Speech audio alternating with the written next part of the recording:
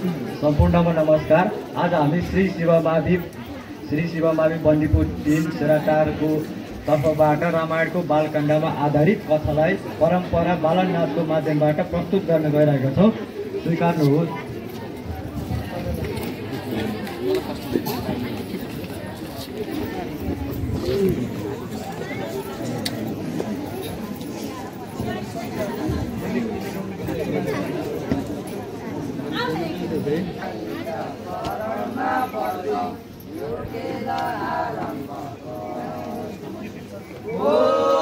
Saraswati mica शरणमा पर्छौं, यो खेला आरम्भ गर्छौं।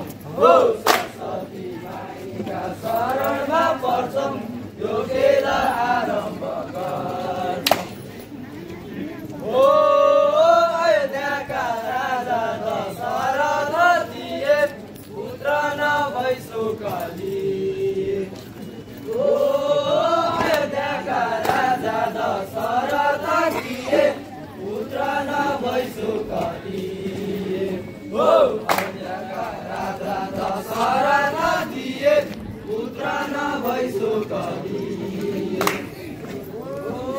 वशिष्ठ गुरुका शरणमा परि नीति गर्छन् सुखकारी। वशिष्ठ गुरुका शरणमा परि नीति गर्छन् सुखकारी। वशिष्ठ गुरुका शरणमा परि नीति गर्छन् सुखकारी। हे गुरु वशिष्ठ उपायक हुन्छ, कुन्द्रिकाले पुत्र हे गुरु वशिष्ठ उपायक हुन्छ, कुन्द्रिकाले पुत्र वशिष्ठ उपायक हुन्छ, कुन्द्रिकाले पुत्र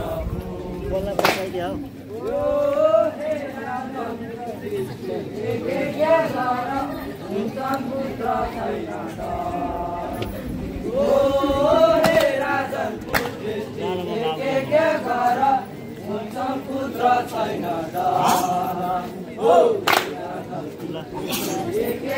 गर हुन्छन् पुत्र छैन।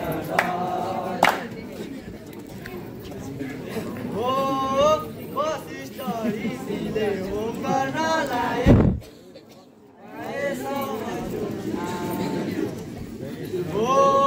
वशिष्ठ ऋषिले होम गर्न लाए, आए सबै ऋषिले होम गर्न लाए, आए सबै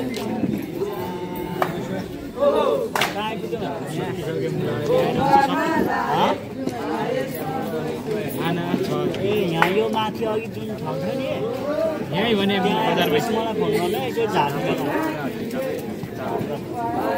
कसम भन्दा पहिला भिडियोसन गर्ला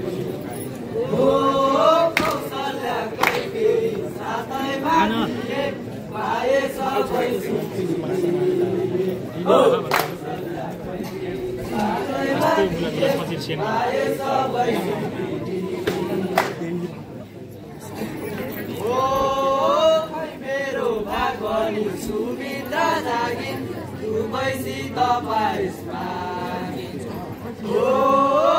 मेरो भागवनी सुमित्रा जागिन, दुवैसित पाइस मागिन्। मेरो भागवनी सुमित्रा जागिन, दुवैसित पाइस मागिन्। कौशल्या कैकेयी मिलेर अनि दिए कौशल्या कैकेयी सुमित्रा रानी, दिनै दिए पाइस खानी। कौशल्या कैकेयी सुमित्रा रानी, दिनै दिए पाइस खानी। कौशल्या कैकेयी सुमित्रा रानी, दिनै दिए पाइस खानी।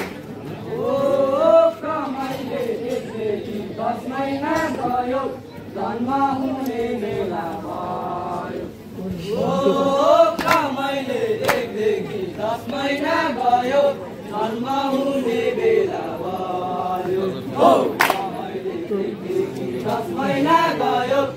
जन्म हुने बेला भयो हो कौशल्याको गर्भदेखि जन्मिए राम कारण गोलिका हो कौशल्याको गर्भदेखि जन्मिए राम कारण गोलिका हो कौशल्याको गर्भदेखि जन्मिए राम कारण गोलिका हो कैकेयीको गर्भदेखि भरत आई सन्तोष दिए सबैलाई हो कैकेयीको गर्भदेखि भरत आई सन्तोष दिए सबैलाई हो कैकेयीको गर्भदेखि भरत आई सन्तोष दिए सबैलाई हो लक्ष्मण शत्रुघ्न यी दुई भाइ पैदा भए सुमित्रालाई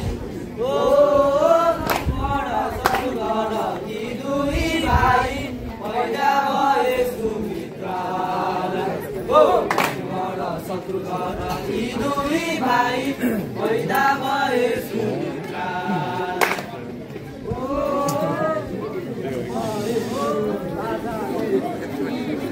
ढाके सबैको नाम